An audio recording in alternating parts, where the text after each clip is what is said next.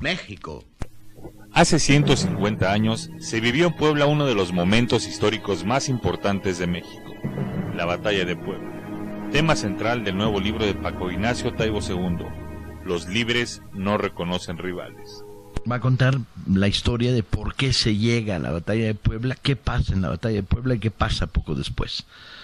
O sea, va a encontrar la información del momento 1862 en que este país está al borde de la muerte y que se salva milagrosamente en Puebla. Pero va a encontrar esto contado, narrado, no solo investigado, no solo los detalles, sino los personajes, los nombres, las contradicciones. Yo creo que estoy contento cómo quedó el libro. Quedó el libro muy accesible, muy fácil de leer y al mismo tiempo muy serio en términos de la investigación. Pero ¿por qué escribir acerca de esta batalla? ¿Qué representa para la historia nacional?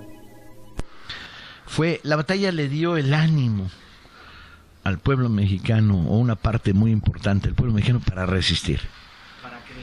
Para creer que se podía. Sin embargo, muchas personas creen que se ganó la batalla y el ejército francés se regresó a sus tierras. ¿Pero qué fue lo que realmente sucedió? Sí, no se fueron. Se quedaron en Orizaba, volvieron a traer 30,000 hombres más y volvieron contra Puebla. Y hay que escribir la historia de la segunda batalla de Puebla, que son más de 60 días de combates casa por casa. Muchos historiadores afirman que Puebla es una ciudad llena de traidores. ¿Pero esto es cierto? Puebla siempre ha tenido dos caras, una cara muy reaccionaria y muy conservadora y una cara muy progresista. Es una ciudad extrañamente contradictoria, siempre polarizada dentro de sí misma. Contra la Puebla reaccionaria, Zaragoza dijo una vez que quería voltear los cañones. Pero también es cierto que la Puebla progresista en el 63 hará heroica defensa. Maravillosa. Para llegar a esta batalla tuvieron que pasar un sinfín de eventos y de nombres, entre ellos los de Juárez, Ocampo, Zaragoza por el lado liberal y por el lado conservador Miramón y Almonte. La pregunta es, ¿por qué si había mentes tan brillantes de ambos lados no se llegó a un acuerdo para el bien de México? Para los conservadores la Constitución del 57 era un pecado. Los conservadores estaban defendiendo el predominio de los negocios terrenales de la Iglesia Católica. ¿Sí? Pues, bueno, entre otras cosas porque los negocios de Dios no son negociables. Estás hablando de un clero que no solo defendía la imagen y el derecho a la religión, el juarismo lo protegió siempre. La enorme mayoría de los liberales eran católicos. No, estabas defendiendo el 85% de las casas habitación de la Ciudad de México en manos del clero, el control de los panteones, de los matrimonios, de las herencias. Estás hablando del poder terrenal de la Iglesia. El libro tira muchos mitos, como el de los heroicos Zacapuaxtlas, un error que según el autor se ha transmitido por generaciones. ¿Pero de dónde viene este error? Yo creo que de un error de un periodista, el mito de los Zacapuaxtlas, que de repente dijo, y los heroicos Zacapuaxtlas, y se repitió y se quedó. Pero los Zacapuaxtlas no estuvieron en la batalla de Puebla, estuvieron el 6º batallón de línea, que eran combatientes en su mayoría de Tetela de Ocampo. Y a lo paso de los años ha seguido diciendo los Zacapuaxtlas, y los de Tetela dicen, no, fuimos nosotros, y han enviado cartas una y otra vez al gobierno para decir, reconózcase la verdad histórica.